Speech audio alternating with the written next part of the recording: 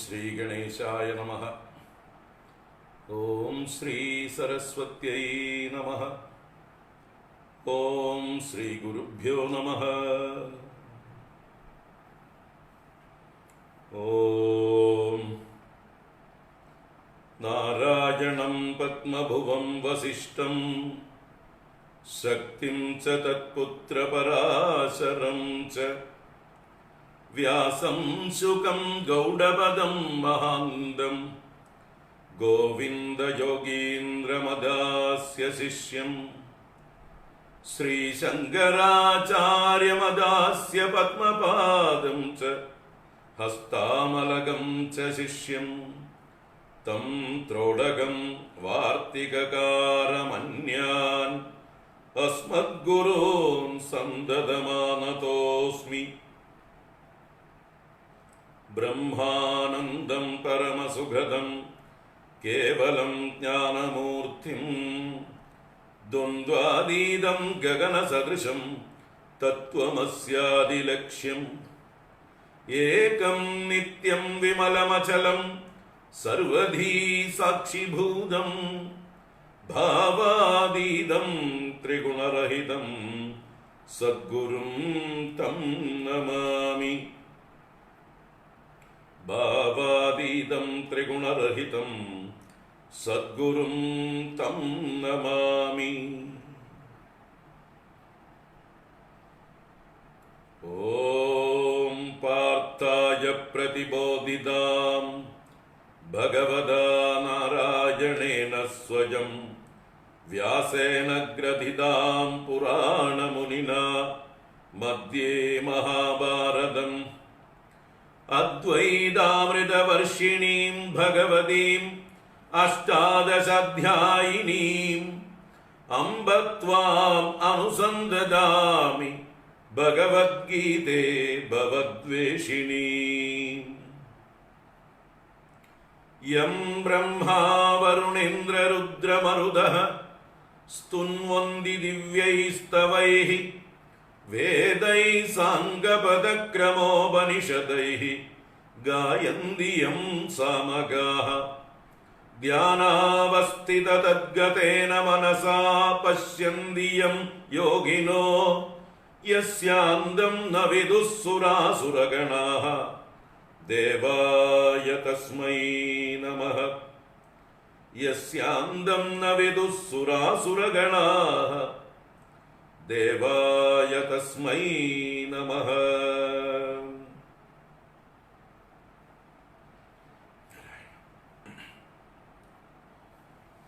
ഓം നമോ ഭഗവതേ വാസുദേവായ. ഓം ശ്രീകൃഷ്ണ പരമാത്മനേ നമഃ. ഓം നമോ ഭഗവതേ വാസുദേവായ. ഓം നമഃ പരമഋഷിഭ്യോ നമഃ പരമഋഷിഭ്യഃ.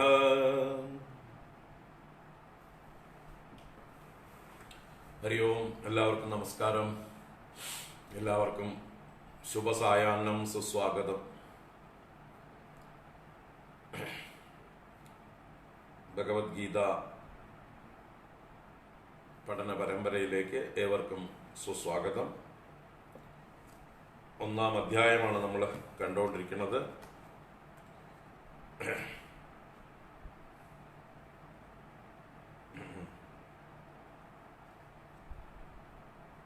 മുപ്പതാം ശ്ലോകം വരെയാണ് ഇന്നലെ കണ്ടു നിർത്തിയിട്ടുള്ളത്. അവിടുന്ന് തുടരാനുണ്ട്.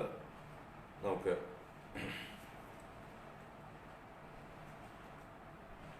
എടുത്ത ഭാഗം ഒന്ന് വായിക്കാം.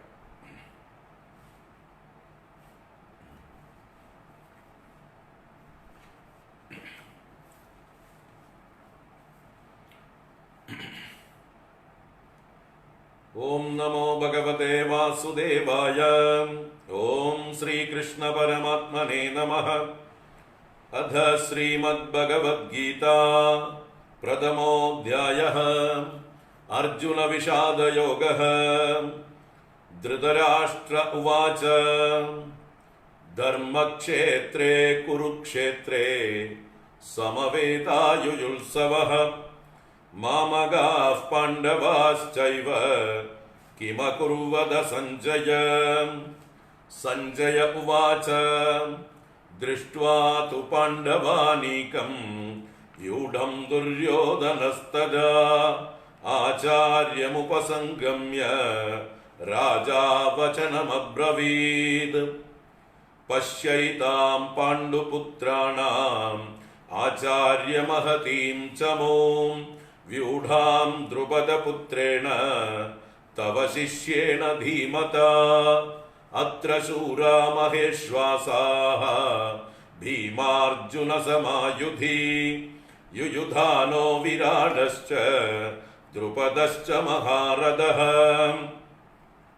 दृष्टकेतुश्चेकिदानः काशीराजश्च वीर्यवान् पुरुजित्कुन्दिभोजश्च शैब्यश्च नरपुङ्गवः युधामन्युश्च विक्रान्तः उत्तमौजाश्च वीर्यवान् सौभद्रो द्रौपदेयाश्च सर्व एव महारथाः अस्माकं तु विशिष्टाये तान्निबोधद्विजोत्तमां नायका मम सैन्यस्य संज्ञार्थं तान् ब्रवीमि ते भवान् भीष्मश्च कर्णश्च कृपश्च समितिञ्जयः अश्वत्थामा विकर्णश्च सौमदत्तिस्तथैव च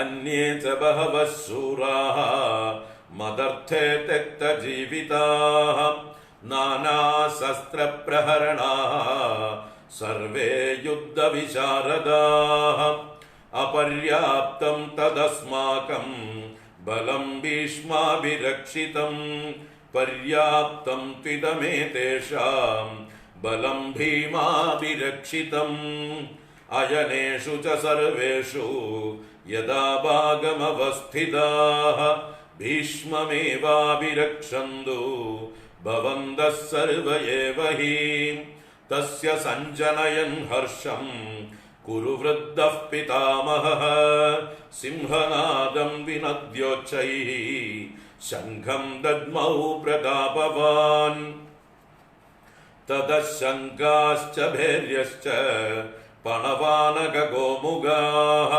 सहसैवाभ्यहन्यन्त सशब्दस्तु मुलोऽभवत् ततः श्वेतैर्हयैर्युक्ते महति स्यन्दने स्थितौ माधवः पाण्डवश्चैव दिव्यौ शङ्खौ प्रदद्मधुः पाञ्चजन्यं हृषीकेशः देवदत्तं धनञ्जयः पौण्ड्रं दद्मौ महाशङ्खं भीमकर्मा वृकोदरः अनन्तविजयं राजा कुन्तीपुत्रो युधिष्ठिरः नकुलः सहदेवश्च सुघोषमणिपुष्पकौ काश्यश्च परमेश्वासः शिखण्डी च महारथः दृष्टद्युम्नो विराडश्च सात्यकिश्चापराजितः द्रुपदो द्रौपदेयाश्च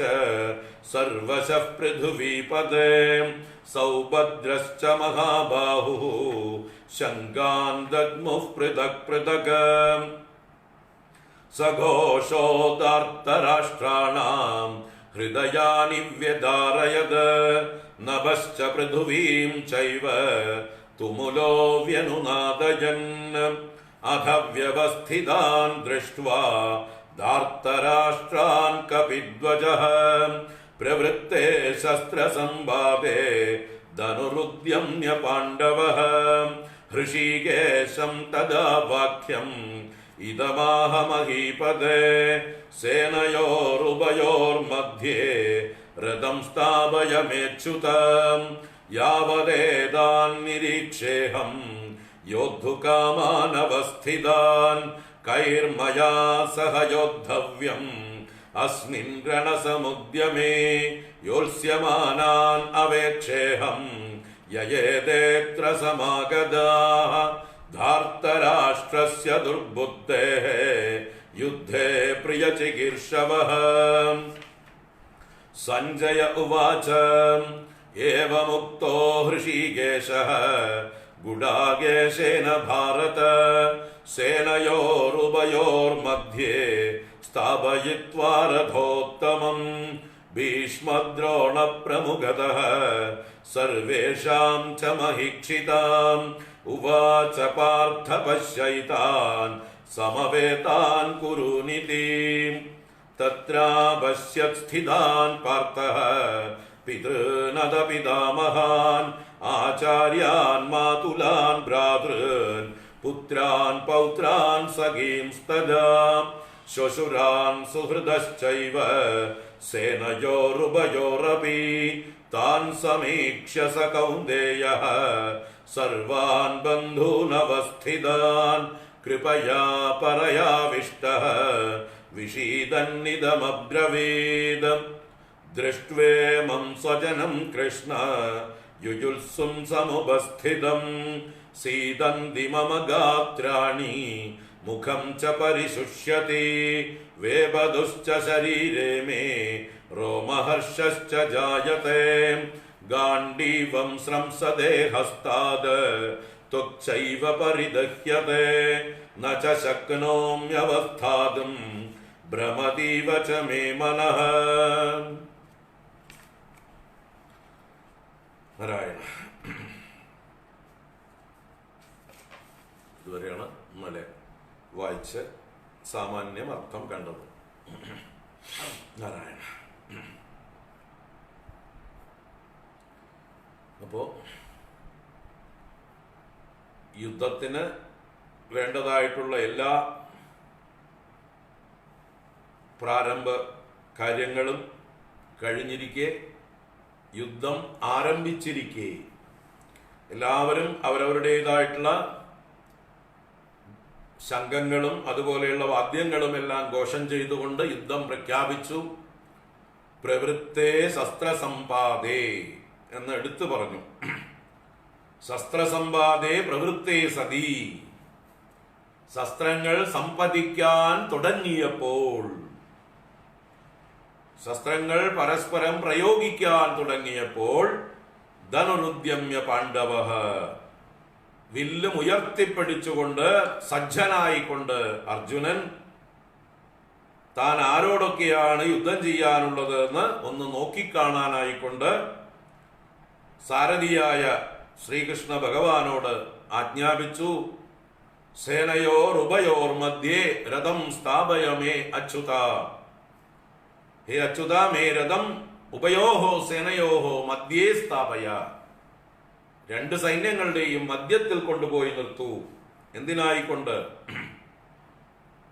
യാവവേദാൻ നിരീക്ഷേഹം യോദ്ധുകാമാൻ അവസ്ഥിതാൻ കൈർമയാ സഹ യോദ്ധവ്യം അസ്മിൻ രണസമുദ്യമേ. ഈ രണമാകുന്ന സമുദ്യമത്തിൽ, ശ്രേഷ്ഠമായ പ്രവൃത്തിയിൽ, ഈ ധർമ്മയുദ്ധത്തിൽ ഞാൻ ആരോടൊക്കെയാണ് യുദ്ധം ചെയ്യേണ്ടത്? മയാ കൈഹി സഹയോദ്ധവ്യം. ആരോടെല്ലാം എനിക്ക് തുല്യന്മാരായി ഞാൻ യുദ്ധം ചെയ്യേണ്ടവരായിട്ടുള്ളവർ ആരൊക്കെയാണ് നോക്കട്ടെ. അത് എത്ര നേരം ഞാൻ നോക്കിക്കാണുന്നുവോ, യാവത് ഏതാനഹം നിരീക്ഷേ, ഞാൻ നോക്കിക്കാണുന്നത് വരെ, താവത് രഥം സ്ഥാപയ, അതുവരെ രഥത്തെ നിർത്തിത്തരൂ എന്നർത്ഥം. ധാർത്തരാഷ്ട്രസ്യ ദുർബുദ്ധേഃ യുദ്ധേ പ്രിയ ചികീർഷവഃ. യുദ്ധത്തിൽ ദുർബുദ്ധിയായ ധാർത്തരാഷ്ട്രന്, ധൃതരാഷ്ട്രപുത്രനായ ദുര്യോധനന്, ആ ദുഷ്ടന് സഹായം ചെയ്യുവാനായി, പ്രിയം ചെയ്യുവാനായി വന്നു ചേർന്നിരിക്കുന്ന ദുഷ്ടപക്ഷത്തുള്ള, അധർമ്മപക്ഷത്തുള്ള ആളുകൾ ആരൊക്കെയാണെന്ന് ഞാൻ കാണട്ടെ എന്ന് വളരെ വീറും വാശിയോടും കൂടെ, ക്ഷാത്ര തേജസ്സോടെ യുദ്ധത്തിനായിക്കൊണ്ട് ഒരുങ്ങി വന്ന അർജുനൻ അങ്ങനെ പറഞ്ഞപ്പോൾ ഭഗവാൻ ത്രികാലജ്ഞാനിയാണ്. അർജുനന്റെ ഉള്ളില് ഉള്ളതായിട്ടുള്ള അർജുനന്റെ വീക്ക്നെസ്സുകളൊക്കെ നല്ലോണം അറിയുന്ന ആളുമാണ്. അതുകൊണ്ട് തന്നെ യുദ്ധം ആരംഭിച്ചതിന് ശേഷം പകുതിയിൽ എവിടെയെങ്കിലും വെച്ച് അർജുനൻ ഇങ്ങനെ പറഞ്ഞാൽ, വിഷാദിച്ചാൽ, ഞാൻ യുദ്ധം ചെയ്യില്ല എന്ന് പറഞ്ഞാൽ കഷ്ടമാണ്.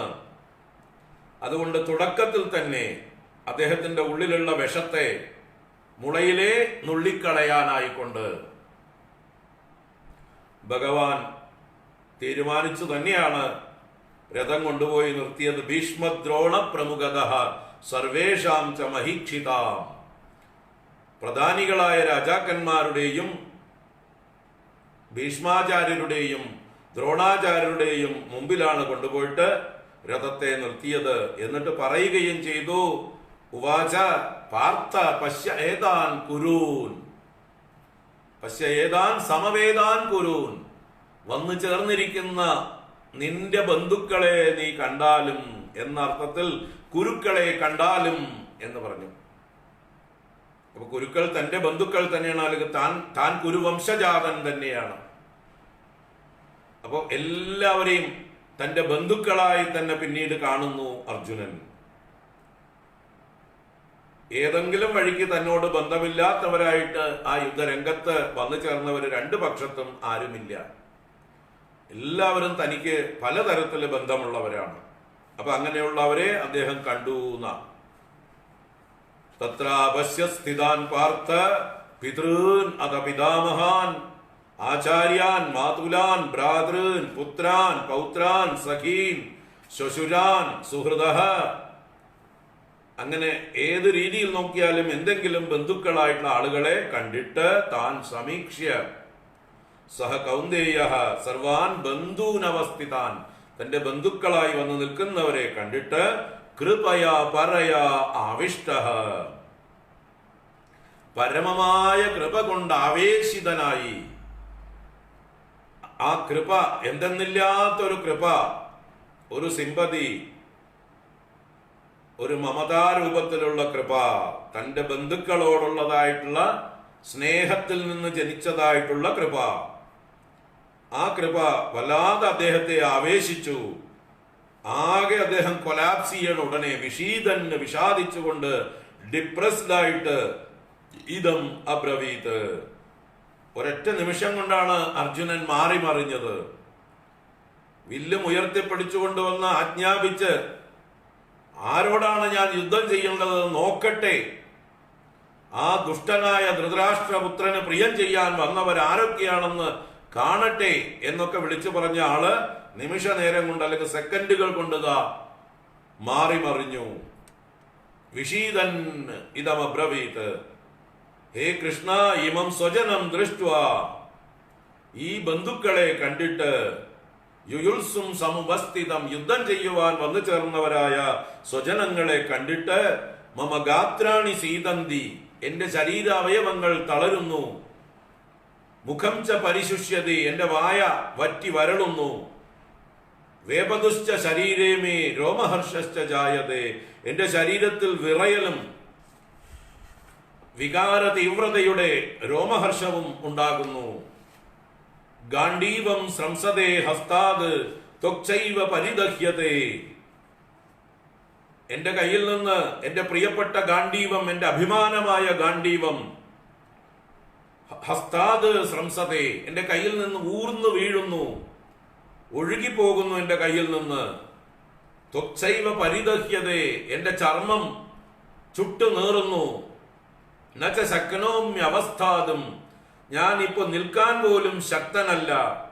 ഭ്രമതീവച മേ മനഃ, എന്റെ മനസ്സ് കറങ്ങുന്നു, ഭ്രമിക്കുന്നു, ഭ്രാന്തനെ പോലെയാകുന്നു ഞാൻ. എന്റെ കണ്ണിൽ ഇരുട്ട് കയറുന്നു, എന്റെ കാതുകൾ അടഞ്ഞു പോകുന്നു, എന്റെ കയ്യും കാലും അനങ്ങാൻ പറ്റുന്നില്ല, ചലിക്കുന്നില്ല, വിറയ്ക്കുന്നു. ഞാൻ ആകെ സ്തബ്ധനായിരിക്കുന്നു, മൂഢനായിരിക്കുന്നു, വിഷാദഗ്രസ്തനായിരിക്കുന്നു. ഇതാണ് അർജുനന്റെ അവസ്ഥ. അപ്പൊ ഇത് തന്നെയാണ് ഭഗവാൻ അർജുനനിൽ നിന്ന് പ്രതീക്ഷിച്ചതും. അതുകൊണ്ട് തന്നെയാണ് ഭഗവാൻ ഭീഷ്മദ്രോണന്മാരുടെ മുമ്പിൽ തന്നെ രഥം കൊണ്ട് നിർത്തി, പശ്യ കുരൂൻ, നിന്റെ ബന്ധുക്കളെ കാണ് എന്ന് വിളിച്ചു പറഞ്ഞത്. അപ്പൊ അർജുനന്റെ ഉള്ളിലുള്ള ഈ മമതാ ബന്ധങ്ങൾ, സ്നേഹപാശങ്ങൾ, എല്ലാവരോടുള്ളതായിട്ടുള്ള അർജുനനോടുള്ള അടുപ്പം, ഇതെല്ലാം ഭഗവാന് നല്ലോണം അറിയാം. അർജുനന് ദ്രോണരോടുള്ളതായിട്ടുള്ള സ്നേഹപാശം എത്രയാണെന്നറിയാം, ഭീഷ്മരോടുള്ളതായിട്ടുള്ള ബഹുമാനവും സ്നേഹവും എത്രയാണെന്നറിയാം. അതുപോലെ മറ്റ് ബന്ധുക്കളോടും നല്ല ബന്ധമുള്ള ആളാണ്. പക്ഷേ അത് തൻ്റെ ക്ഷത്രിയ ധർമ്മത്തിന് തടസ്സമാവുന്നതാണ് ഇവിടെ കാണുന്നത്. ഒരു ക്ഷത്രിയൻ ഇങ്ങനെയുള്ള മമതാബന്ധങ്ങൾ കൊണ്ട് വിവശനാവാൻ പാടുള്ളതല്ല. ഒരു ക്ഷത്രിയന്റെ ഉള്ളില് നല്ല നെഞ്ചുറപ്പ് വേണം, ധാർഷ്ട്യം അല്ലെങ്കിൽ ദൃഢത വേണം, ദാർഢ്യം വേണം, ഹൃദയത്തിന് നല്ല ഉറപ്പ് വേണം എന്ന് പറയുക. കല്ലുപോലെ ആക്കണം ഈ സന്ദർഭങ്ങളിൽ. കരുണ കാണിക്കേണ്ട സ്ഥലങ്ങളിൽ കരുണ കാണിക്കണം. അത് ഇതുപോലെയുള്ളതായിട്ടുള്ള സന്ദർഭത്തിലല്ല. അതുപോലെ ഒരു സന്ദർഭം അല്ലല്ലോ അർജുനനും മുമ്പ് കാണിച്ച അദ്ദേഹത്തിന്റെ വാക്കുകളിൽ നിന്ന് നമുക്കറിയാലോ. ഈ സന്ദർഭം ഇങ്ങനെ സിമ്പതി കാണിക്കാനോ താൻ സ്വയം വിഷാദഗ്രസ്തനാവാനോ ഉള്ളതായിട്ടുള്ള ഒരു സമയമേ അല്ല. ഇത് തന്റെ കർത്തവ്യം നിർവഹിക്കാനുള്ള സമയമാണ്. ധർമ്മം പരിപാലിക്കാനുള്ളതായിട്ടുള്ള അവസരമാണ്. ദുര്യോധനനെ പോലൊരു ദുഷ്ടൻ സഹോദരങ്ങളായ തങ്ങളെ പോലും ജീവിക്കാൻ അനുവദിക്കില്ലെങ്കിൽ എത്ര സ്വാർത്ഥനായിരിക്കണം. തങ്ങളെ കൊന്നുകളയുകയോ തങ്ങൾ യുദ്ധത്തിനില്ലെന്ന് പറഞ്ഞ് പോവുകയോ ചെയ്താൽ പിന്നെ ദുര്യോധനന്റെ എന്താ പറയുക, താന്തോനിത്തത്തിന് പിന്നെ കയ്യും കണക്കുമുണ്ടാകുമോ? ഇപ്പൊ ദുര്യോധനൻ ഒരു പ്രതിപക്ഷത്തെ പേടിയുണ്ട്. ആ പ്രതിപക്ഷത്തെ പേടിയുള്ളത് കൊണ്ടാണ് ജനങ്ങൾക്ക് വേണ്ടി എന്തെങ്കിലും ചെയ്തിട്ടുള്ളത്. ദുര്യോധനൻ ഭരിച്ചിരുന്ന കാലം, ഇവര് വനവാസം പോയിരുന്നപ്പോ 13 വർഷം ഇവര് എക്സൈലിംഗ് ആയിരുന്നല്ലോ. 12 വർഷം വനവാസവും 1 വർഷം അജ്ഞാതവാസവും ആയിരുന്നപ്പോൾ ദുര്യോധനന്റെ നേതൃത്വത്തിലാണ് ഭരണം. വിതുരൻ പ്രധാനമന്ത്രിയായിട്ടുണ്ടെങ്കിലും അദ്ദേഹത്തെ നോക്കുകുത്തിയാക്കിക്കൊണ്ട് ദുര്യോധനന്റെ ആജ്ഞകളാണ് നടപ്പാക്കിയിരുന്നത്. ദുര്യോധനന്റെ ഉദ്ദേശ്യം എന്തായിരുന്നു? തനിക്ക് അപ്പുറത്തൊരു ശത്രുക്കൾ ഉണ്ട്, അവരിപ്പോ പതുങ്ങിയിരിക്കുകയാണ്. 12, 1, 13 വർഷം അവര് ധർമ്മബോധമുള്ളവരായതുകൊണ്ട് ഇപ്പോ അവര് തിരിച്ചടിക്കാൻ വരില്ലായിരിക്കാം. പക്ഷേ 13 വർഷം കഴിഞ്ഞാൽ അവര് വരും, ഉറപ്പായിട്ടും അവര് വരും. കാരണം അവര് ക്ഷത്രിയ വീരന്മാരാണ്, അവർക്ക് അടങ്ങിയിരിക്കാൻ പറ്റില്ല. പ്രത്യേകിച്ച് ഭീമസേനന്റെ പ്രതിജ്ഞയൊക്കെ ദുര്യോധനന്റെ ഉള്ളിൽ മാറ്റൊലി കൊള്ളുന്നുണ്ടാവും. തീർച്ചയായിട്ടും അവർ വരും, വരാതിരിക്കില്ല. അർജുനനും ഭീമനും വരാതിരിക്കില്ല, തീർച്ചയായിട്ടും വരും. അപ്പൊ അങ്ങനെ ഒരു ദിവസം വരും എന്നുള്ളത് ആ ഒരു ഡേ അതിനുവേണ്ടി കാത്തിരിക്കുകയാണ് ദുര്യോധനൻ. അപ്പൊ അതിനുവേണ്ടി തയ്യാറെടുക്കുകയായിരുന്നു അത്രയും ദിവസം. അതിനുവേണ്ടിയുള്ള ഒരുക്കങ്ങളായിരുന്നു അദ്ദേഹം ചെയ്തുകൊണ്ടിരുന്നത്. ഇവർ വരുമ്പോ ഇവരെ തകർക്കാൻ വേണ്ടി, തന്റെ പക്ഷത്തേക്ക് ആളെ കൂട്ടാൻ വേണ്ടി എന്തൊക്കെ ഔദാര്യങ്ങൾ ചെയ്യാൻ പറ്റുമോ. നമ്മുടെ ഇന്നത്തെ കേരളത്തിലെ ഭരണകർത്താക്കൾ ന്യൂനപക്ഷ പ്രീണനം എന്ന് പറഞ്ഞ് വോട്ട് ബാങ്കുകളെ പ്രീണിപ്പിക്കുന്നുണ്ടല്ലോ. അടുത്ത ഇലക്ഷനും എങ്ങനെയൊക്കെ ജയിക്കാം, അതിനുവേണ്ടി അവർക്ക് വേണ്ടി മാത്രം പദ്ധതികൾ ആവിഷ്കരിച്ചുകൊണ്ടേയിരിക്കുക. ബാക്കി വലിയൊരു ഭൂരിപക്ഷത്തെ നിരാശപ്പെടുത്തിക്കൊണ്ട്, അമർഷം ഉണ്ടാക്കിക്കൊണ്ട്, ബഹുഭൂരിപക്ഷത്തെ അമർഷമുണ്ടാക്കിക്കൊണ്ട്. പക്ഷേ അവർക്ക് ധൈര്യം എന്താണ്? ഈ ബഹുഭൂരിപക്ഷം എത്ര അമർഷപ്പെട്ടിട്ടും ഞങ്ങളെ ഒന്നും ചെയ്യില്ല, അതിന്റെ ഇടയിൽ തന്നെ കുറെ വിഡ്ഢികളുണ്ട് ഞങ്ങളുടെ കൂടെ നിൽക്കാൻ.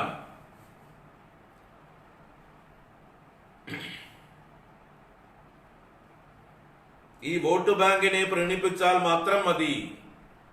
2 ന്യൂനപക്ഷങ്ങൾ, അതിലേറ്റവും സംഘടിതം ഏതാണെന്ന് നമുക്കറിയാം. അവരെ പ്രീണിപ്പിച്ചുകൊണ്ട് അവർക്ക് ആനുകൂല്യങ്ങൾ വാരിക്കോരി കൊടുത്തോണ്ടേയിരിക്കുക. അവരുടെ മദ്രസകളിൽ പല ഗ്രാൻഡുകൾ കൊടുക്കുക, അവിടെ മദ്രസകളിൽ പഠിപ്പിക്കുന്ന മുല്ലാക്കന്മാർക്ക് ഒരു വിദ്യാഭ്യാസവും ഇല്ലെങ്കിലും അവർക്ക് വലിയ ശമ്പളങ്ങളും വലിയ പെൻഷനുകളും കൊടുക്കുക. ഒരേ സ്കൂളുകളിൽ തന്നെ അറബി പഠിപ്പിക്കുന്നവർക്ക് ഇരട്ടി ശമ്പളം, മലയാളവും ഇംഗ്ലീഷും ഹിന്ദിയും പഠിപ്പിക്കുന്നവർക്ക് അതിന്റെ പകുതി ശമ്പളം എന്നുള്ള പോലെയൊക്കെയാണ് പലയിടത്തും നമ്മൾ ശമ്പള സ്കെയിലുകൾ കണ്ടിട്ടുള്ളത്. അറബി പഠിപ്പിക്കുന്നതിന് വലിയ ശമ്പളവും മലയാളവും ഹിന്ദിയും നമ്മുടെ ഭാഷകൾ പഠിപ്പിക്കുന്നതിന് അതിന്റെ പകുതി ശമ്പളവും കൊടുക്കുന്നതായിട്ട് സ്കെയിലുകളുണ്ട്. ഇതുപോലെ വാരി വാരി കോരി കോരി കൊടുത്തുകൊണ്ട് അവരുടെ വിധവകൾക്ക്, ന്യൂനപക്ഷ വിധവകൾക്ക് വീട് വയ്ക്കാൻ ഫ്രീ ലക്ഷങ്ങൾ, അവർക്ക് പല പെൻഷനുകൾ, ഗ്രാൻഡുകൾ, പലിശയില്ല ലോണുകൾ എന്ന് പറഞ്ഞ് ഫ്രീ ഫ്രീ ഫ്രീ ആയിട്ട് കൊടുത്തോണ്ടേയിരിക്കുക. ഖജനാവിൽ വരുന്ന സംഖ്യയുടെ സിംഹഭാഗം ഈ വോട്ട് ബാങ്കുകളെ പ്രീണിപ്പിക്കാൻ വേണ്ടി മാത്രം ഉപയോഗിച്ചു കൊണ്ടിരിക്കുമ്പോൾ, ബാക്കി തങ്ങളുടെ കൊള്ളയ്ക്കും ഉപയോഗിച്ചു കൊണ്ടിരിക്കുമ്പോൾ, ഭൂരിപക്ഷം വരുന്ന സമൂഹം അമർഷത്തോടുകൂടെ നിസ്സഹായരായിരിക്കുകയാണ്, വോട്ട് ചെയ്തു പോയല്ലോ എന്ന് പറഞ്ഞിട്ട്. പക്ഷേ അവർക്ക് ധൈര്യമുണ്ട് ഇപ്പോഴും. ഇനിയും അവര് ഈ സംഘടിത വോട്ട് ബാങ്കിനെ മാത്രമേ അവർ പ്രീണിപ്പിക്കുകയുള്ളൂ. സംഘടിക്കാത്തതായിട്ടുള്ള ഭൂരിപക്ഷത്തെ അവർക്ക് പേടിയില്ല. കാരണം ഇവിടെയുള്ള വോട്ട് ശിഥിലമായി പൊക്കോളും. കുറെ വോട്ട് ഞങ്ങൾക്കും കിട്ടും, കുറെ മൂടന്മാര് ഞങ്ങളുടെ കൂട്ടത്തിൽ തന്നെ വോട്ട് ചെയ്യും, കുറെ അങ്ങോട്ടും ഇങ്ങോട്ടും മാറി മാറി കുത്തി ഇതായി പോകും. എന്തായാലും ജയിക്കാനുള്ളത് ഞങ്ങൾക്കേ കിട്ടുള്ളൂ.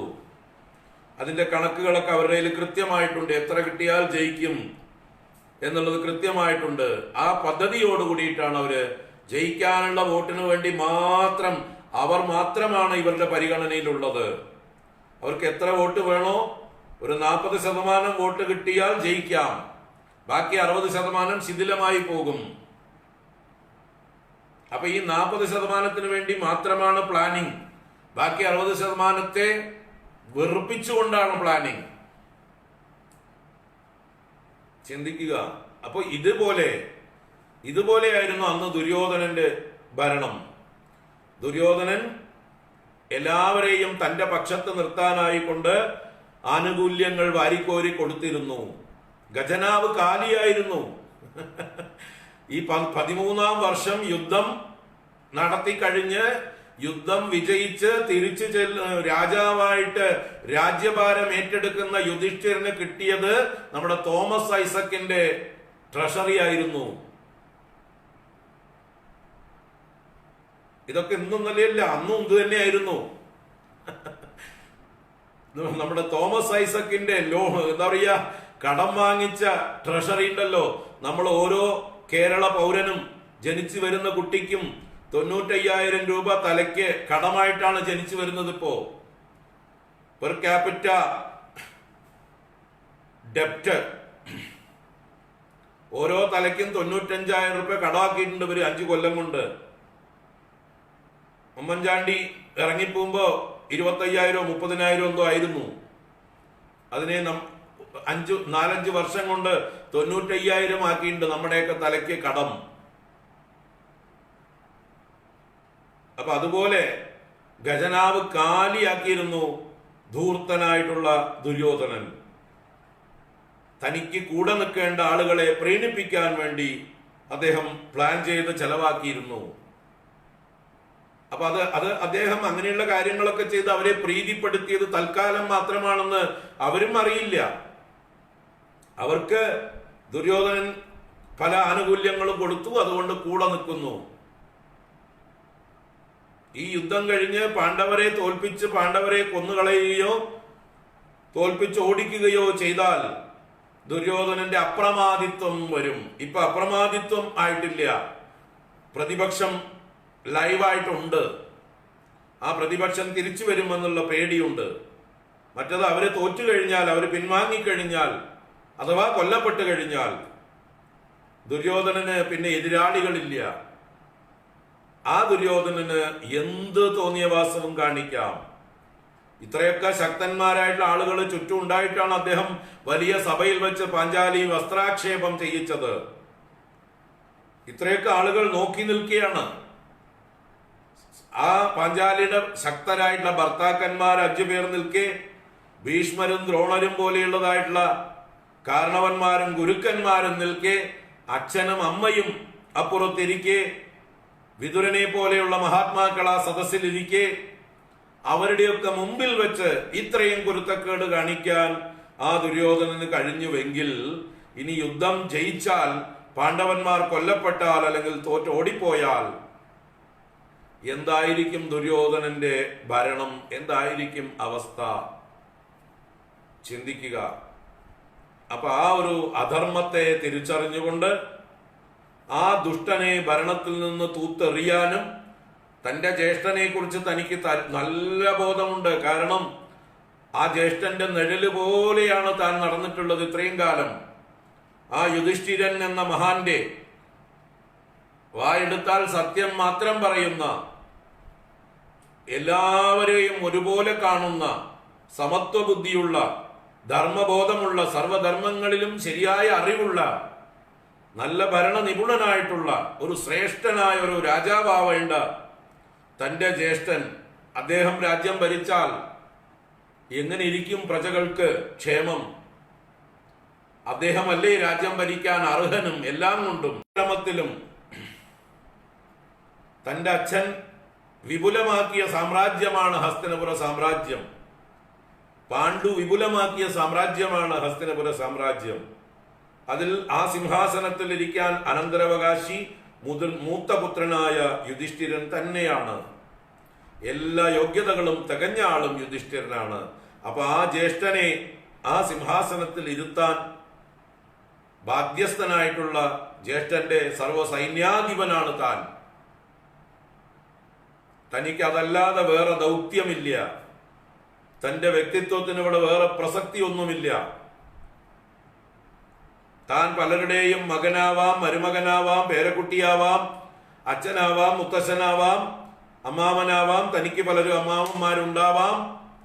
അതൊന്നും ഈ രംഗത്ത് പ്രസക്തമേ അല്ല. അതൊക്കെ മാറ്റിവെച്ചുകൊണ്ട് തന്നിലെ ആ ക്ഷത്രിയ വീരൻ, സേനാനായകൻ, സർവസേനാധിപൻ, ആയുധമെടുത്തവരിൽ പാണ്ഡവന്മാരിൽ സർവസേനാധിപൻ, പാണ്ഡവന്മാരെ മുഴുവൻ, ആ സൈന്യത്തെ മുഴുവൻ രക്ഷിക്കാൻ ബാധ്യസ്ഥനായിട്ടുള്ളവൻ, ഏതൊരാളെ കണ്ടിട്ടാണോ ഇവരെല്ലാം തയ്യാറായി വന്നിരിക്കുന്നത്, അങ്ങനെയുള്ള അവരുടെയൊക്കെ നായകൻ, രക്ഷകനായിരിക്കുന്ന ആ ഒരൊറ്റ റോളെ ഇപ്പൊ അർജുനന് സ്വന്തമായിട്ടുള്ളൂ. അതല്ലെങ്കിൽ ഈ പറഞ്ഞ കാര്യങ്ങളൊക്കെ മുമ്പേ അദ്ദേഹം കാണണമായിരുന്നു. അദ്ദേഹത്തിന് അറിയില്ലേ ആരോടാ യുദ്ധം ചെയ്യേണ്ടതെന്ന്? ഈ യുദ്ധത്തിന് ഒരുമ്പെട്ട് വരുമ്പോ അദ്ദേഹത്തിന് അറിയില്ലേ ആരോടാണ് യുദ്ധം ചെയ്യേണ്ടതെന്ന്?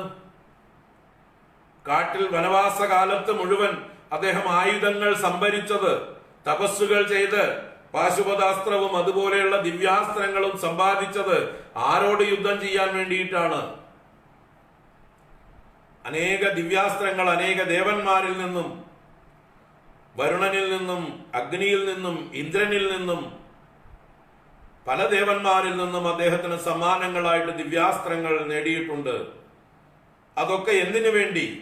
ഈ 13 വർഷം അദ്ദേഹം എന്തിനു കോപ്പുകൂട്ടുകയായിരുന്നു?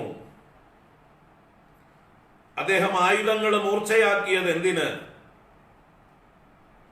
അദ്ദേഹം ഉദ്യോഗ പർവത്തിൽ ഈ സൈന്യ സന്നാഹങ്ങൾ നടത്തിയത് എന്തിന്? അപ്പോഴൊക്കെ അദ്ദേഹത്തിന് അറിയില്ലേ ആരോടാണ് യുദ്ധം ചെയ്യേണ്ടതെന്ന്? അപ്പൊ തീർച്ചയായിട്ടും നല്ല ഉത്തമ ബോധ്യമുണ്ട് താൻ ആരോടാണ് യുദ്ധം ചെയ്യേണ്ടതെന്ന്. അത് അറിഞ്ഞു തന്നെയാ വന്നത്. പക്ഷെ ഇവിടെ യാഥാർത്ഥ്യം നേർക്കുനേർ വന്നപ്പോൾ, ആ ശരിക്കുള്ള ഒരു മുഹൂർത്തം വന്നപ്പോൾ, ആ സത്യം തന്റെ മുമ്പിൽ വന്നു ചേർന്നപ്പോൾ അദ്ദേഹം ആകെ മമത കൊണ്ട് വിവശനാകുന്നതാണ് കാണും. അദ്ദേഹത്തിന്റെ ഉള്ളിലുള്ള മമത എന്നുള്ള ഭാവം ഇവിടെ കൂടുതൽ ഡോമിനേറ്റ് ചെയ്യുന്നു. അദ്ദേഹത്തിന്റെ ക്ഷത്രിയ ധർമ്മത്തെക്കാൾ അദ്ദേഹത്തിലെ പുത്രനും പൗത്രനും മാതുലനും എന്താ പറയുക മരുമകനും ഒക്കെ ഇവിടെ പ്രസക്തമാകുന്നു.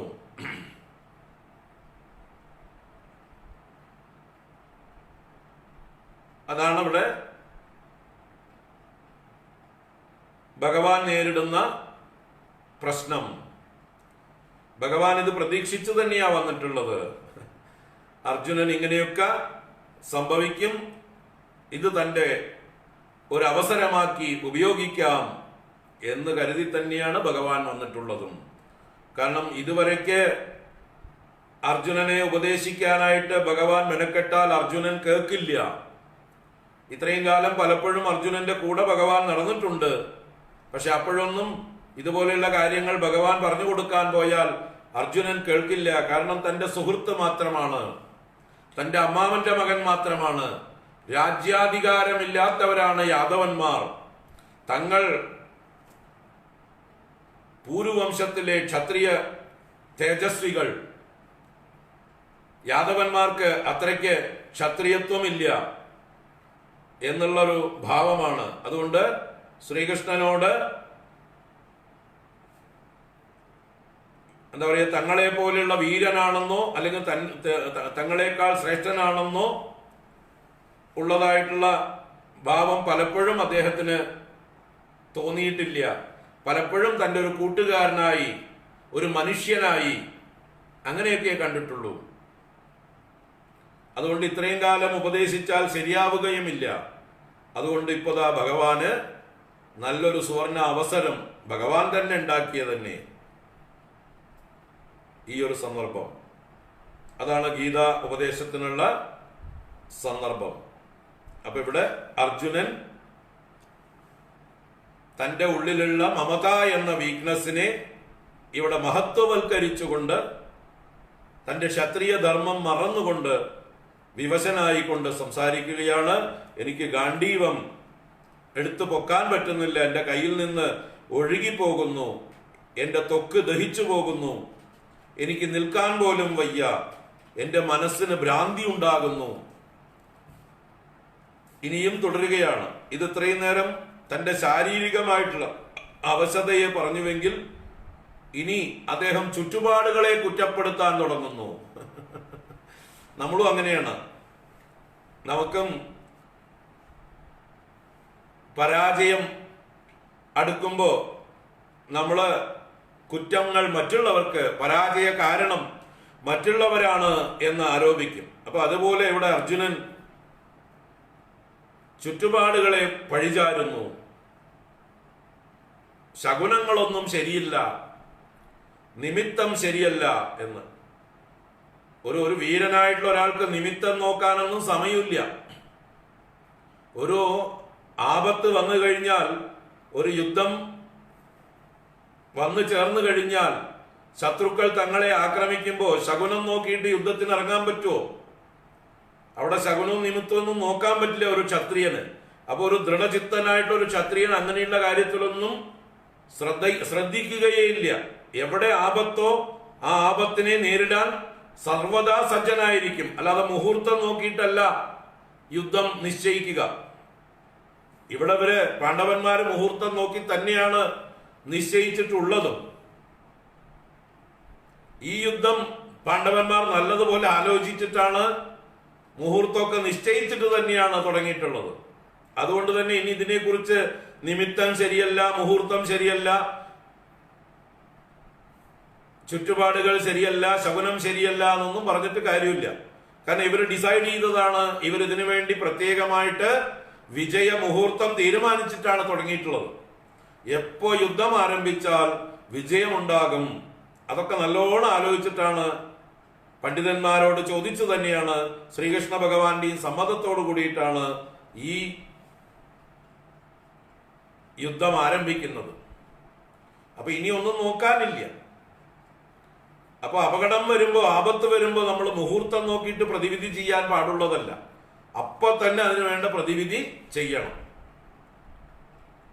ഇപ്പൊ പുരയ്ക്ക് തീ പിടിച്ചാൽ നല്ല നിമിത്തങ്ങളും മുഹൂർത്തവും നോക്കിയിട്ട് വെള്ളമൊഴിച്ചാൽ മതിയോ?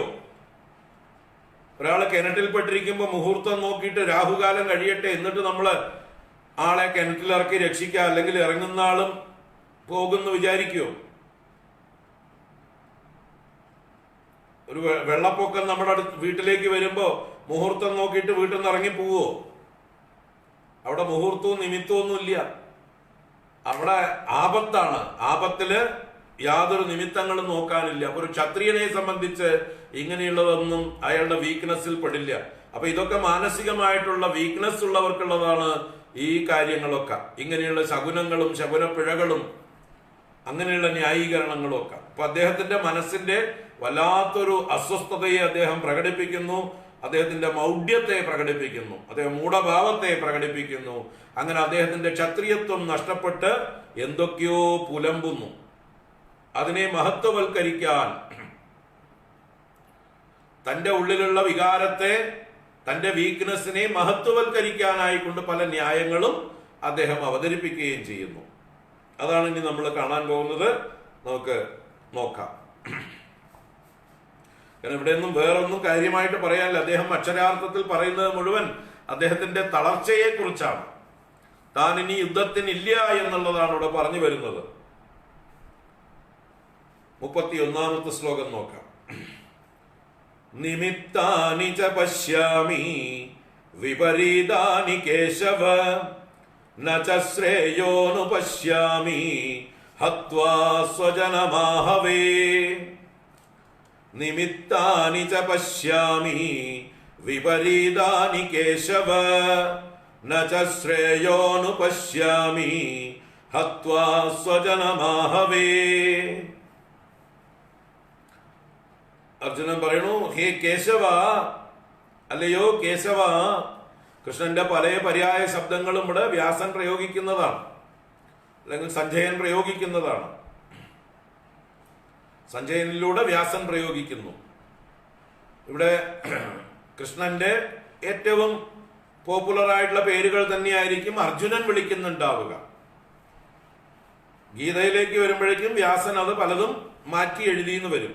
ഇപ്പൊ ഋഷികേശൻ, കേശവൻ എന്നൊക്കെ ഉള്ളത് വിഷ്ണുവിന്റെ പര്യായ ശബ്ദങ്ങളാണ്. അതൊക്കെ കൃഷ്ണനും ചേരും. പക്ഷെ അർജുനനെ സംബന്ധിച്ച് കൃഷ്ണനെ അറിയുള്ളൂ, വിഷ്ണുവിനെ അറിയില്ല. കൃഷ്ണൻ വിഷ്ണുവാണെന്നുള്ള അറിവ് അർജുനനില്ല. അർജുനൻ അങ്ങനെ കരുതിയിട്ടില്ല. ഭഗവാൻ ഇനി വിശ്വരൂപം കാണിച്ചു കൊടുക്കുമ്പോഴാണ് കൃഷ്ണനിലെ ആ വിഷ്ണുഭാവത്തെ അർജുനൻ കുറച്ചെങ്കിലും അറിയുന്നത്.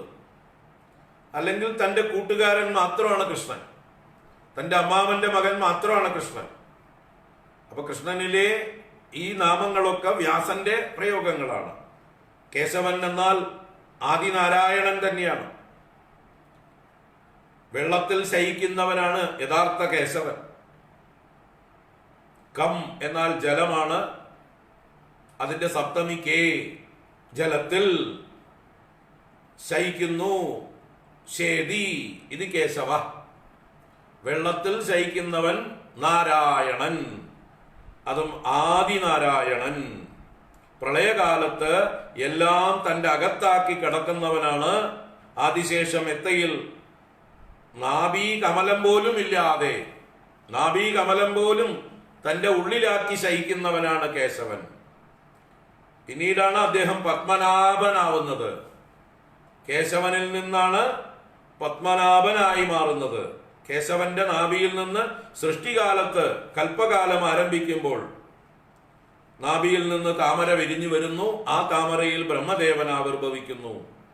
അപ്പൊ അദ്ദേഹം പത്മനാഭനാകുന്നു. അപ്പോ കേശവൻ എന്നുള്ളത് ഭഗവാന്റെ ആദിനാരായണൻ എന്നുള്ള ഭാവമാണ്, വെള്ളത്തിൽ ശയിക്കുന്നവൻ. നിക്കം എന്നുള്ളതിന് സുഖം എന്നും അർത്ഥമുണ്ട്, ആനന്ദം എന്നും അർത്ഥമുണ്ട്. അപ്പൊ ആനന്ദസ്വരൂപൻ എന്നും അർത്ഥം. ഇനി മറ്റൊരർത്ഥത്തിൽ കേശി എന്ന അസുരനെ നിഗ്രഹിച്ചവൻ കേശവൻ എന്ന അർത്ഥത്തിൽ വ്യാഖ്യാനിക്കാം. കേശിയെ വധിച്ചവൻ കേശവൻ. കുതിരയുടെ രൂപത്തിൽ കംസൻ അയച്ച അസുരനാണ് കേശി. ആ കേശിയെ വധിച്ചവൻ കേശവൻ. അങ്ങനെ ആ അർത്ഥത്തിൽ അർജുനൻ ആ പേര് അറിയോന്നറിയില്ല, അറിയുമായിരിക്കും. എന്തായാലും കേശവ. അഹം വിപരീതാനി നിമിത്താനി പശ്യാമി. ഞാൻ വിപരീതങ്ങളായ നിമിത്തങ്ങളെ കാണുന്നു. വിപരീതങ്ങൾ എന്ന് പറഞ്ഞാൽ നല്ല നിമിത്തങ്ങളല്ല, ദുർനിമിത്തങ്ങളെ കാണുന്നു എന്നർത്ഥം.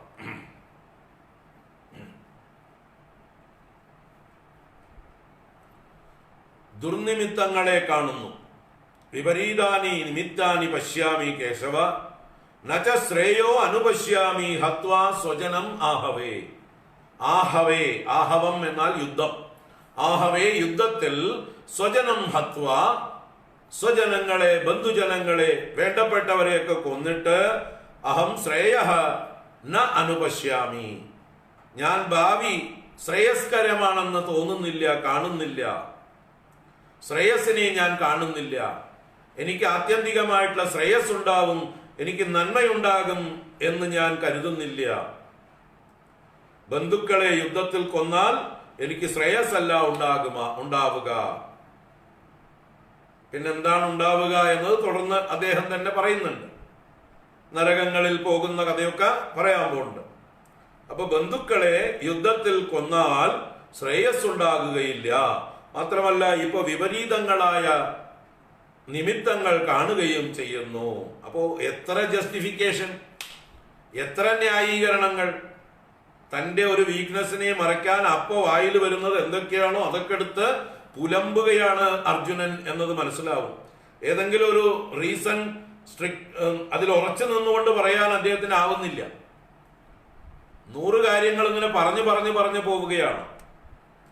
അപ്പൊ സ്വജനങ്ങളെ ഹനിച്ചാൽ ശ്രേയസ് ഉണ്ടാവില്ല എന്നുള്ളത് ഇദ്ദേഹം നേരത്തെ പഠിച്ചിട്ടൊന്നുമില്ലേ? നേരത്തെ ഇദ്ദേഹം ശാസ്ത്രങ്ങൾ പഠിച്ചിട്ടൊക്കെ ഉണ്ടല്ലോ. ഇപ്പോ ഈ യുദ്ധരംഗത്തേക്ക് വന്നതിന് ശേഷം പുതിയതായിട്ടിപ്പോ ഒന്നും പഠിച്ചിട്ടില്ലല്ലോ. ഇന്നലെ പഠിച്ചത് തന്നെയല്ലേ അദ്ദേഹം യുദ്ധത്തിന് വരുന്നത് വരെ ഉള്ളൂ. ഇതിപ്പോ എവിടുന്ന് കിട്ടി അദ്ദേഹത്തിന് പുതിയൊരു അറിവ്? അപ്പൊ ഇത് അദ്ദേഹത്തിന്റെ ഉള്ളിൽ നിന്ന് ന്യായീകരിക്കാൻ വേണ്ടി എടുത്ത് അവതരിപ്പിക്കുന്നതാണെന്ന് വ്യക്തം. അല്ലെങ്കിൽ അദ്ദേഹം ഇന്നലെ തന്നെ തീരുമാനിക്കണമായിരുന്നു, സ്വജനങ്ങളെ കൊന്നാൽ ശ്രേയസ് ഉണ്ടാവില്ല, ഇത് ഞാൻ നല്ലോണം പഠിച്ചിട്ടുണ്ട്, അതുകൊണ്ട് ഈ പണിക്ക് ഞാനില്ല, എന്നെ കിട്ടില്ല, ഏട്ടന്മാർ എന്താ വേണ്ടെന്ന് ചെയ്തോളൂ, എനിക്ക് വനവാസം വളരെ ഇഷ്ടമായി, ഞാൻ 12 കൊല്ലം വനവാസം ചെയ്തപ്പോൾ എനിക്ക് വളരെ ആസ്വാദ്യകരമായി തോന്നി, ഞാൻ ഇങ്ങനെ കാട്ടിൽ എവിടെയെങ്കിലും സന്യാസിയായിട്ട് സത്സംഗങ്ങളും ചെയ്ത് എവിടെയെങ്കിലും കഴിഞ്ഞോളാം, നിങ്ങള് ഭീമൻ ചേട്ടനോ യുധിഷ്ഠിരൻ ചേട്ടനോ വേണമെങ്കിൽ പൊക്കോളൂ എന്ന് പറഞ്ഞ് അവിടുന്നേ പിൻവലിയേണ്ടതായിരുന്നു. എല്ലാവരെയും വിളിച്ചു ഒരുക്കി കൂട്ടിക്കൊണ്ടുവന്നിട്ട് എല്ലാവരെയും കൊണ്ട് യുദ്ധത്തിന്റെ മുമ്പിലേക്ക് തള്ളിയിടുകയും ചെയ്തിട്ട് താൻ തന്നെ സ്വയം പാഞ്ചജൻ ദേവദത്തം എന്ന ശംഖ് ഏട്ടന്മാരൊക്കെ വിളിക്കുന്നതിന് മുമ്പേ വിളിച്ചിട്ട് യുദ്ധപ്രഖ്യാപനവും നടത്തി അവരെ നടുക്കടലിലേക്ക് തള്ളിയിട്ടിട്ട് കപ്പിത്താൻ മുങ്ങുകയാണ് ഇവിടെ. ഇത് നേരത്തെ തോന്നിയിരുന്നെങ്കിൽ, നേരത്തെ പറഞ്ഞിരുന്നെങ്കിൽ ന്യായം. സ്വജനം ഹത്വ ന ശ്രേയ അനുപശ്യാമി എന്ന് ഇന്നലെ വൈകുന്നേരം വരെ പറയാമായിരുന്നു. ഈ യുദ്ധാരംഭത്തിന്റെ തലേ ദിവസം വരെ രാത്രി കൂടി ആലോചിക്കുമ്പോ പറയായിരുന്നു. ഇന്ന് രാവിലെ ഇറങ്ങി വരുമ്പോ പറയാമായിരുന്നു. വേണ്ട ഏട്ടന്മാരെ, എന്തായാലും യുദ്ധം കഴിഞ്ഞാൽ പാപം നമ്മളെ ബാധിക്കും, നമുക്ക് ശ്രേയസ്സൊന്നും ഉണ്ടാവാൻ പോകുന്നില്ല, അതുകൊണ്ട് നമുക്ക് വേണ്ടാന്ന് വെക്കാം, നമുക്ക് കൗരവന്മാരെ അനുഭവിക്കട്ടെ, അവര് രാജ്യം ഭരിക്കട്ടെ, പ്രജകൾ എന്താണെന്ന് വെച്ചാൽ അനുഭവിക്കട്ടെ എന്ന് പറഞ്ഞ് അവിടുന്നേ പിൻവാങ്ങിയിരുന്നെങ്കിൽ കുഴപ്പമില്ലായിരുന്നു. അപ്പൊ ഈ അർജുനൻ പറയുന്നത് ന്യായമാണോ അതോ പിച്ചും പേയും പറയുകയാണോ എന്ന് അരിയാഹാരം കഴിക്കുന്ന ആർക്കും മനസ്സിലാവും എന്നർത്ഥം. അല്ലാതെ ഇതിനെയൊക്കെ വെച്ചിട്ട് അർജുനനെ മഹത്വവൽക്കരിക്കാൻ ശ്രമിച്ചാൽ അവനെ പോലെ വിഡ്ഢി വേറെ ആരും ഇല്ല എന്നറിയാം. അർജുനന്റെ എന്തൊരു ഭാവം നോക്കൂ, എത്ര മഹാനാണ് അർജുനൻ. ആ മഹാനായിട്ടുള്ള അർജുനനെ എന്നാലും ഭഗവാൻ ഇങ്ങനെ യുദ്ധത്തിന് പ്രേരിപ്പിച്ച് യുദ്ധം ചെയ്യിപ്പിച്ചത് ഒട്ടും ശരിയായില്ല എന്ന് പറഞ്ഞുള്ള കുറ്റം മുഴുവൻ ഭഗവാന്റെ തലയിലും അർജുനനെ മഹത്വവൽക്കരിക്കുകയും ചെയ്യുന്ന മൂഢന്മാർ ഇപ്പോഴുണ്ട്. യുദ്ധം ചെയ്യില്ല എന്ന് പറഞ്ഞ് പിന്തിരിയാൻ നിന്ന അർജുനനെ കഴുത്തിന് പിടിച്ച് യുദ്ധം ചെയ്യിപ്പിച്ചത് കൃഷ്ണനാണ് എന്ന് പറഞ്ഞ് കൃഷ്ണനെ തെറി വിളിക്കുകയും കൃഷ്ണനെ തെറി വിളിക്കാൻ വേണ്ടി അർജുനനെ മഹത്വവൽക്കരിക്കുകയും ചെയ്യുന്ന മൂഢന്മാരും അല്ലെങ്കിൽ ദുരുദ്ദേശമുള്ളവരും ധാരാളമുണ്ട്. ഈ ഗീതയെ ഇകഴ്ത്താൻ, കാരണം സനാതന ധർമ്മത്തിന്റെ ഒരു അമൂല്യമായിട്ടുള്ള നിധിയാണ് ഈ ഗീത. ഈ ഭാരതത്തിന്റെ ഏറ്റവും വലിയൊരു രത്നമാണ് ഗീത, അഭിമാനമാണ് ഗീത. ആ ഗീതയെ എങ്ങനെയൊക്കെ ഇകഴ്ത്താൻ പറ്റുമോ, അതിനുവേണ്ടി ഇതൊക്കെ പഠിച്ചിട്ടുള്ളവരും കള്ളന്മാർ, പഠിച്ച കള്ളന്മാർ, അവർ പറയുന്നത് തെറ്റാണെന്ന് അറിഞ്ഞിട്ടും കേൾക്കുന്നവർ മൂഢന്മാരാണെന്നുള്ളത് കൊണ്ട്, കേൾക്കുന്നത് കുറെ പൊട്ടന്മാരും മൂഢന്മാരും ഉണ്ട് എന്ന് അറിയാവുന്നത് കൊണ്ട് അവർ മനഃപൂർവ്വം വളച്ചൊടിച്ച് ഈ കുറ്റം മുഴുവൻ, യുദ്ധത്തിന്റെ കുറ്റം മുഴുവൻ ഭഗവാന്റെ തലയിലിടും. അർജുനനെ പുണ്യാളനാക്കാൻ ശ്രമിക്കും അവര്. എന്നിട്ട് യുദ്ധത്തിന് പ്രേരിപ്പിച്ചതാണ് ഗീത എന്ന് പറഞ്ഞ് ഗീതയുടെ മഹത്വത്തെ ഇകഴ്ത്താൻ അവർ ശ്രമിക്കും. യുദ്ധത്തിന് പ്രേരിപ്പിക്കാൻ വേണ്ടിയിട്ടാണെങ്കിൽ ഭഗവാന് ഗീത പറയേണ്ട കാര്യമൊന്നുമില്ല, അല്ലേ? അതിന് പരദൂഷണം പറഞ്ഞാൽ മതി. ആളുകളെ തമ്മിൽ അടുപ്പിക്കാൻ ഏറ്റവും നല്ലത് പരദൂഷണവും, പിന്നെ വേണം കുറച്ച് കള്ളു വാങ്ങിച്ചു കൊടുത്താൽ ആൾക്കാർ തമ്മിൽ അടിച്ചോളും. അർജുനന് വല്ലതും കുടിക്കാൻ കൊടുത്തിരുന്നെങ്കിൽ അർജുനൻ യുദ്ധം ചെയ്തേനെ. അതിന് ഗീത കൊടുക്കേണ്ട ആവശ്യമില്ല. അപ്പൊ ഗീതയുടെ മഹത്വത്തെ ഇകഴ്ത്താൻ വേണ്ടി പല കള്ളന്മാരും, പഠിച്ച കള്ളന്മാർ, അർജുനന്റെ വാക്കുകളെ എന്താ പറയുക, ഒരു മഹാനായിട്ടുള്ള ഉദാര ഹൃദയനായിട്ടുള്ള ഒരാളുടെ വാക്കുകളായിട്ട് അവതരിപ്പിക്കും. അർജുനൻ ഉദാര ഹൃദയൻ അല്ല എന്നല്ല പറയുന്നത്.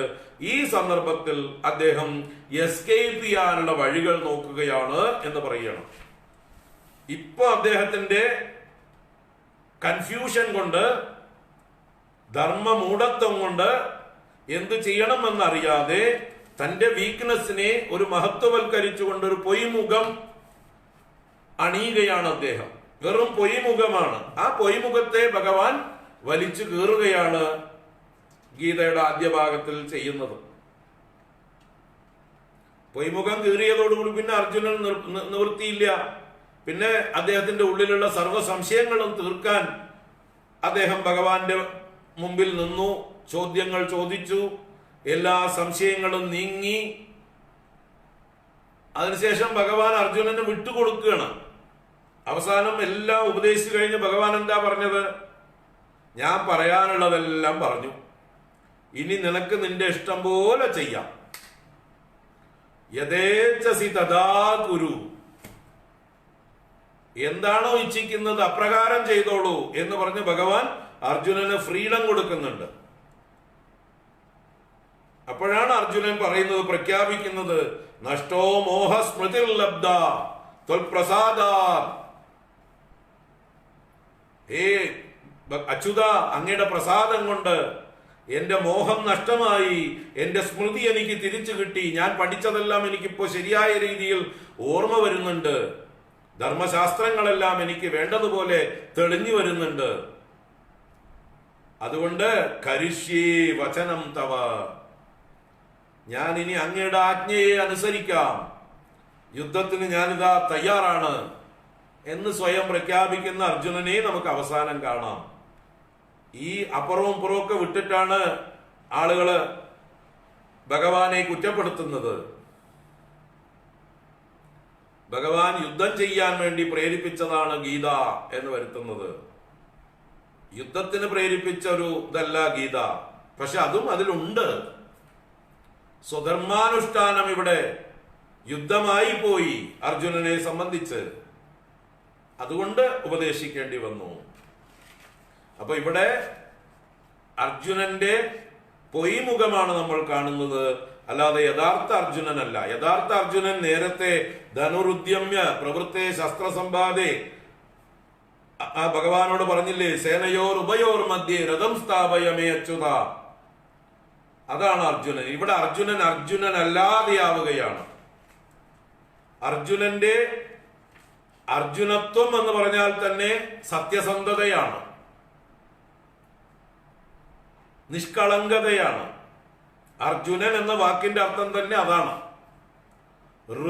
ഋജുവായിരിക്കുന്നവൻ, ഋജുത്വം എന്താ പറയുക, മൂർത്തീഭവിച്ചവൻ. ഋജുത്വത്തിന്റെ മൂർത്തിയാണ് അർജുനൻ. എല്ലാറ്റിലും സത്യസന്ധനാണ്, സ്ട്രെയിറ്റ് ഫോർവേഡ് ആണ്. അദ്ദേഹം എവിടെയും എന്താ പറയുക, സത്യം പറയാൻ മടിച്ചിട്ടില്ല, ധർമ്മം അനുഷ്ഠിക്കാൻ മടിച്ചിട്ടില്ല. മുമ്പുള്ള അദ്ദേഹത്തിന്റെ ചരിത്രം മുഴുവൻ നോക്കിയാൽ നമുക്ക് കാണാം. സ്വന്തം ഗുരുനാഥൻ തെറ്റ് ചെയ്തപ്പോൾ തടയാൻ ധൈര്യം കാണിച്ച ആളാണ് അർജുനൻ. കാരണം അത് അധർമ്മമാണ്. ആ അധർമ്മത്തെ ചൂണ്ടിക്കാണിച്ചുകൊണ്ട്, ഗുരുനാഥ അങ്ങ് ചെയ്യുന്നത് അധർമ്മമാണ്, പിൻവാങ്ങൂ എന്ന് പറഞ്ഞ് ആ ഗുരുനാഥനെ ആയുധവുമായിട്ട് എതിരിടാൻ നിന്ന ആളാണ് അർജുനൻ. ഏത് സമയത്ത് ദ്രുപദനെ അർജുനൻ പിടിച്ചുകൊണ്ടുവന്ന് കെട്ടിക്കൊണ്ടുവന്ന് ഗുരുവിന് ദക്ഷിണയായിട്ട് സമർപ്പിച്ചപ്പോൾ ആ ദ്രോണൻ തന്റെ ഉള്ളിലുള്ള പ്രതികാരം മുഴുവൻ പ്രകടിപ്പിച്ചുകൊണ്ട് ഒരു നീചഭാവത്തെ പ്രാപിക്കുന്നുണ്ട്. കിരീടം വെച്ച രാജാവായിട്ടുള്ള ദ്രുപദനെ തലയിൽ കാലുവെച്ച് നിന്ദിക്കുന്നുണ്ട്. തലയിൽ കാലെടുത്ത് വെച്ച് ദ്രുപദന്റെ തലയില് ദ്രോണൻ കാലെടുത്ത് വെച്ച് നിന്ദിക്കുമ്പോൾ അർജുനന് സഹിച്ചില്ല. കാരണം അർജുനൻ പഠിച്ചിട്ടുള്ള ശാസ്ത്രങ്ങളിലൊക്കെ ഇത് അധർമ്മമാണ്. പഠിപ്പിച്ച ദ്രോണാചാര്യർ തന്നെ അത് ചെയ്യുമ്പോൾ അദ്ദേഹം തടയുന്നു. ഇത് അധർമ്മമാണ്, കാല് മാറ്റൂ ആചാര്യ എന്ന് തന്റെ ഇടത്തോടുകൂടി പറഞ്ഞതും അർജുനൻ തന്നെ, വേറെ ആരുമല്ല. വേറെ ആ സഭയിലുള്ള ആരും പറഞ്ഞില്ല. അർജുനൻ പറഞ്ഞു തന്റെ പ്രിയപ്പെട്ട ഗുരുനാഥനോട്, താൻ ഏറ്റവും ബഹുമാനിക്കുന്ന ഗുരുനാഥനോട്. ഗുരു ശുശ്രൂഷയിൽ അർജുനനെ കഴിച്ചിട്ടേ ഉള്ളൂ ആള്. ആ അർജുനൻ തന്റെ ഗുരുനാഥൻ തെറ്റ് ചെയ്തപ്പോൾ, അദ്ദേഹത്തിന്റെ വികാര തള്ളിച്ചയിൽ അദ്ദേഹം ഒരു നീചമായിട്ടൊരു പ്രവൃത്തി ചെയ്തപ്പോൾ, പ്രതികാര ദാഹം കൊണ്ട് അപ്രകാരം നിന്ദ്യമായിട്ടൊരു പ്രവൃത്തി ചെയ്തപ്പോൾ, കിരീടം വെച്ച് അഭിഷിക്തനായിട്ടുള്ള രാജാവ് വിഷ്ണുവിന്റെ അംശമാണ്,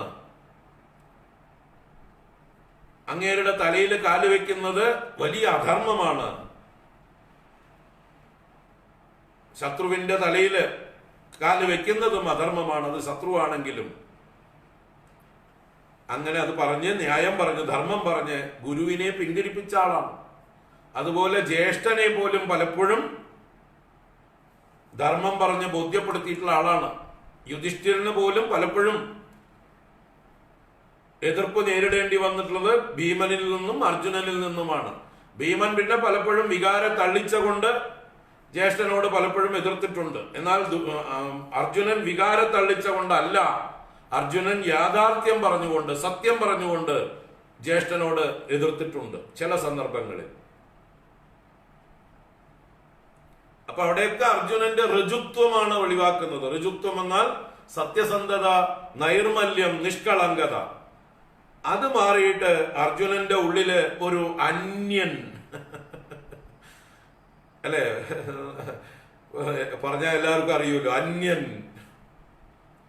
ഒരു ഡ്യുവൽ പേഴ്സണാലിറ്റി.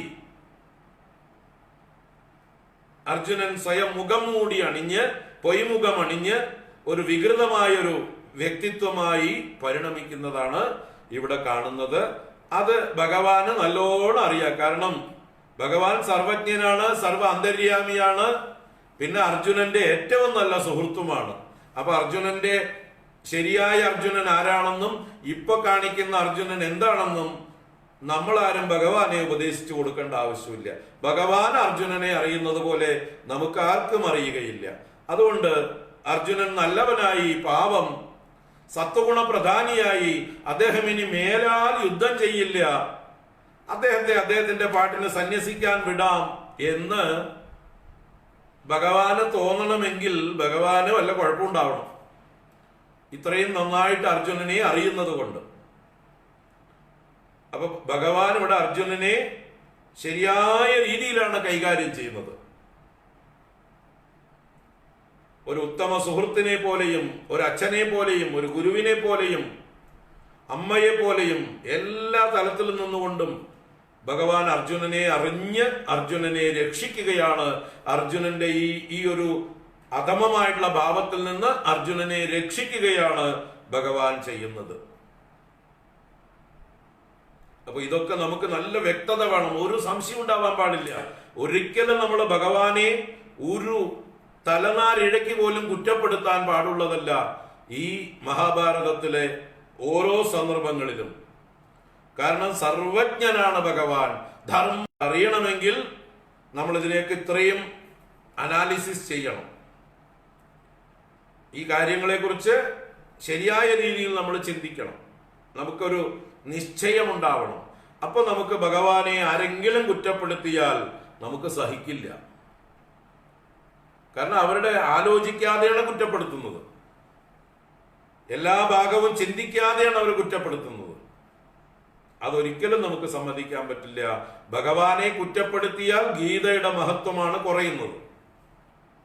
ഗീത എന്നുള്ളത് കാലാകാലങ്ങൾക്ക് ലോകത്തിന് മുഴുവനുള്ള വെളിച്ചമാണ്. ഭഗവാനെ ഒരു കൊള്ളരുതാത്തവനോ പൊട്ടനോ ആക്കി മാറ്റിയാൽ ആ പൊട്ടന്റെ വാക്കുകൾക്ക് എന്ത് വില, ആ ദുഷ്ടന്റെ വാക്കുകൾക്ക് എന്ത് വില? ഒരു തെരുവ് തെണ്ടിയുടെ വാക്കിന്റെ പോലെ ആയിത്തീരും ഭഗവാന്റെ വാക്ക് ഗീത. അതുപോലെ ആക്കണം പലർക്കും. അങ്ങനെ ആക്കാൻ നമുക്ക് സമ്മതമല്ല. കാരണം ഗീത എന്നത് വേദമാതാവ് തന്നെയാണ്, ശ്രുതി മാതാവ് തന്നെയാണ്. അദ്വൈതാമൃത വർഷിണിയും ഭഗവതിയാണ് Geetha.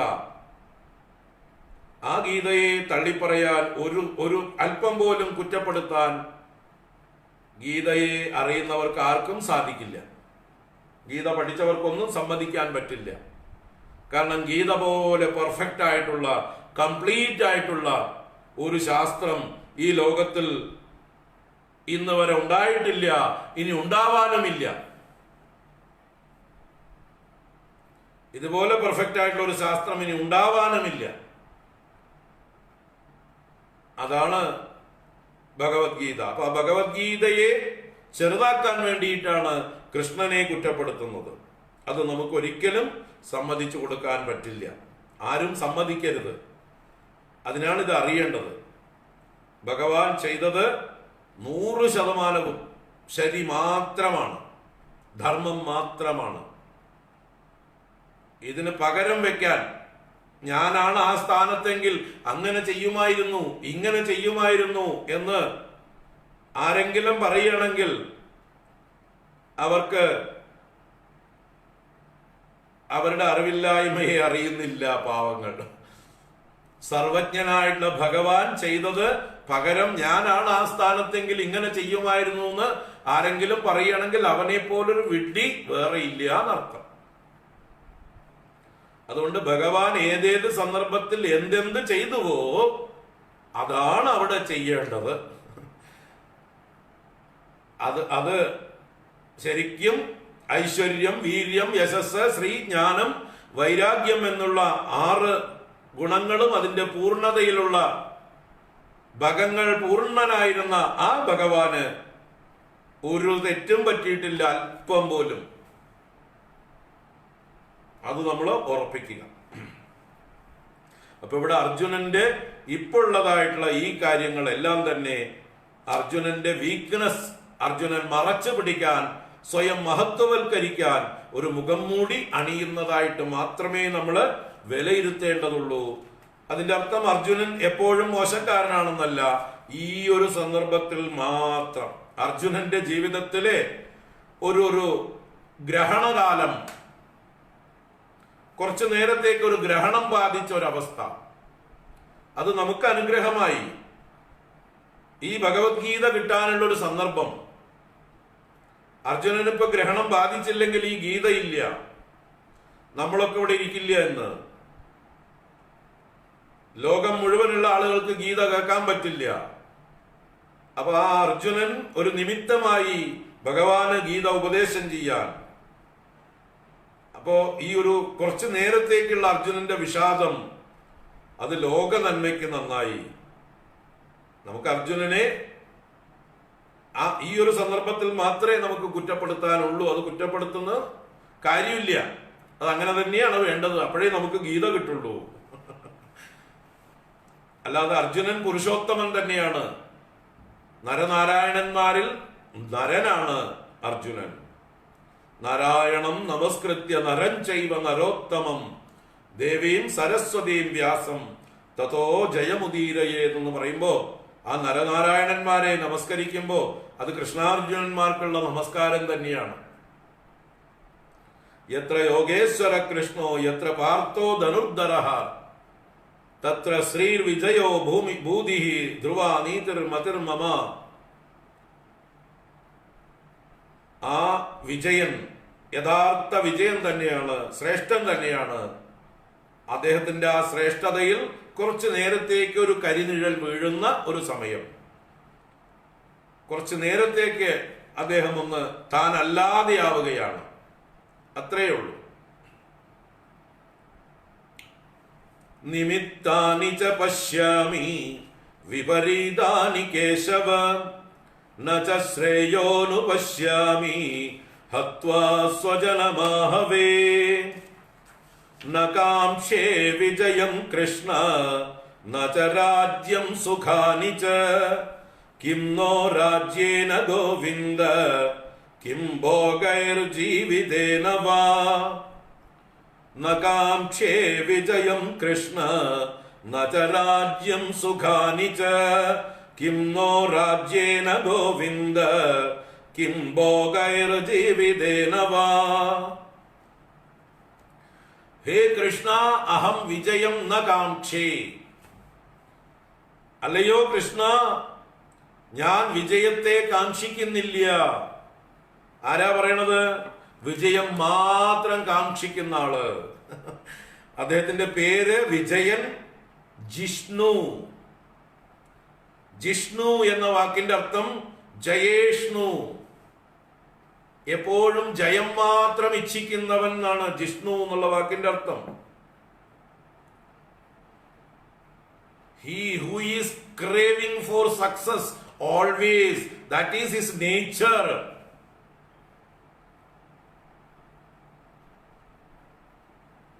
Always craving for success. ഏത് രംഗത്ത് പോയാലും വിജയം മാത്രം ആഗ്രഹിക്കുന്ന ആളാണ് വിജയൻ, ജിഷ്ണു. അദ്ദേഹം എല്ലായിടത്തും വിജയിച്ചിട്ടേ ഉള്ളൂ. നമ്മുടെ കേരളത്തിലെ പരാജയത്തിന്റെ പേര് വിജയനാണ്. അതുപോലെയല്ല ഇത്.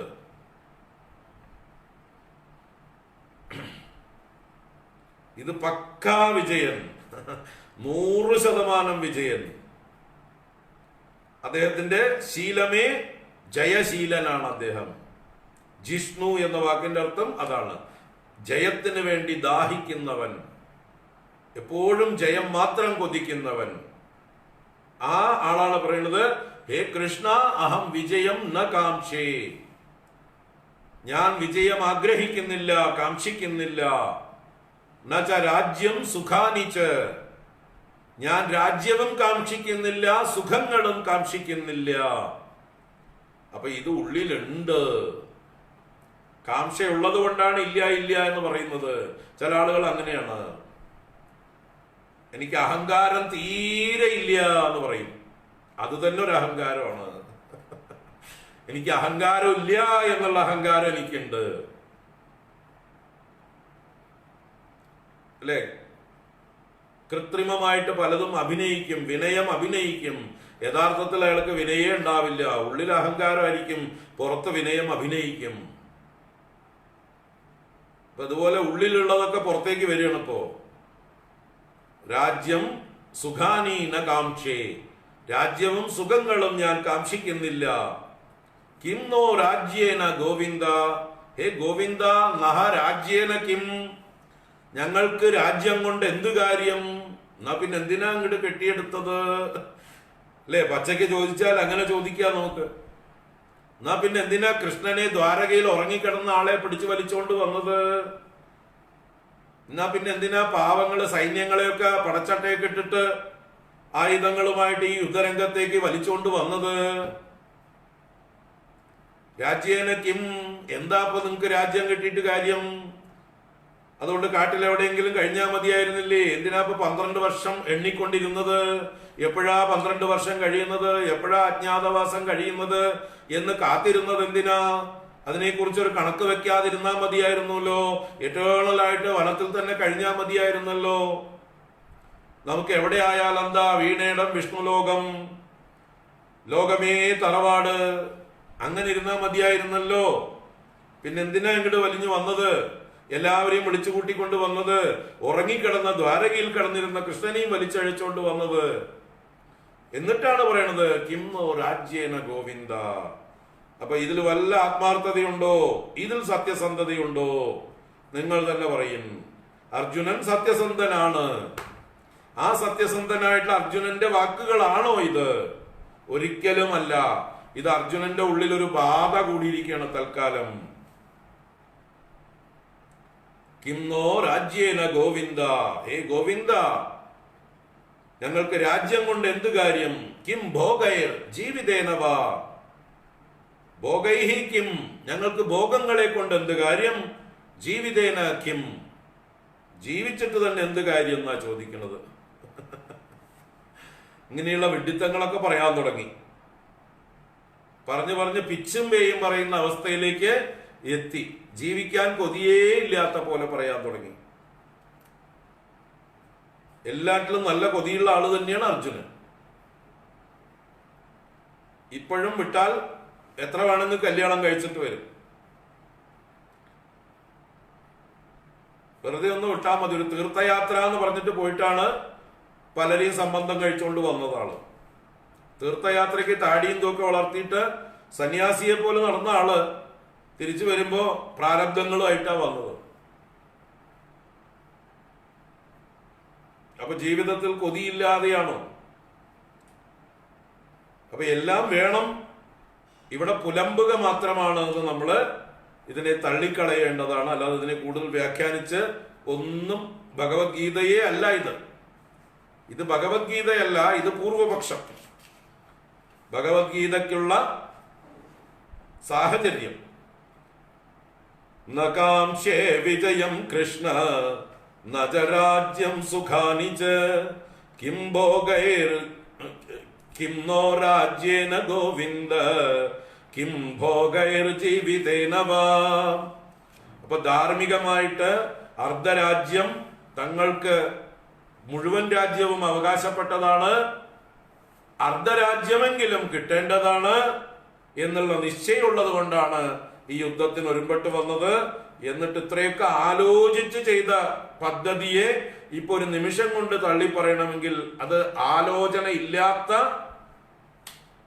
തീരുമാനമാണ്. ഇത് അവിവേകമാണ്. ഇത്രയും കാലം എത്രയോ ആളുകളൊക്കെ ആയിട്ട് കൂടിയാലോചിച്ച് ആണ് യുദ്ധത്തിന് വന്നിട്ടുള്ളത്. അപ്പൊ ഏതാ ശരി?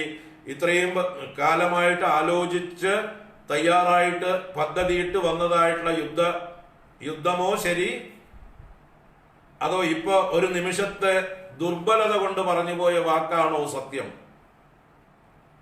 ഏതാണ് ശരി? ചിന്തിക്കുക. അപ്പൊ അസംബന്ധം പറയുക എന്നേ ഉള്ളൂ. അസംബന്ധം എന്നേ പറയേണ്ടതുള്ളൂ. യേഷാമർത്ഥേ കാംക്ഷിതം നോ രാജ്യം ഭോഗാ സുഖാനി ച തയിമേവ സ്ഥിതാ യുദ്ധേ പ്രാണാം ത്യക്ത്വാ ധനാനി ച. തന്റെ പുലമ്പല് തുടരുകയാണ്, ന്യായീകരണം തുടരുകയാണ്. നമുക്ക് നാളെ തുടരാം. ഇന്ന് സമയം കഴിഞ്ഞിരിക്കുന്നു, നിർത്താം. ഓം പൂർണ്ണമദഃ പൂർണ്ണമിദം പൂർണ്ണാത് പൂർണ്ണമുദച്യതേ പൂർണ്ണസ്യ പൂർണ്ണമാദായ പൂർണ്ണമേവാവശിഷ്യത്തെ. ഓം ശാന്തി ശാന്തി ശാന്തി. ഹരി ഓം ശ്രീ ഗുരുഭ്യോ നമഃ. ഹരി ഓം. ഹരി ഓം. നാളെ തുടരാം. എല്ലാവർക്കും ശുഭസായാഹ്നം അല്ലെങ്കിൽ ശുഭരാത്രി.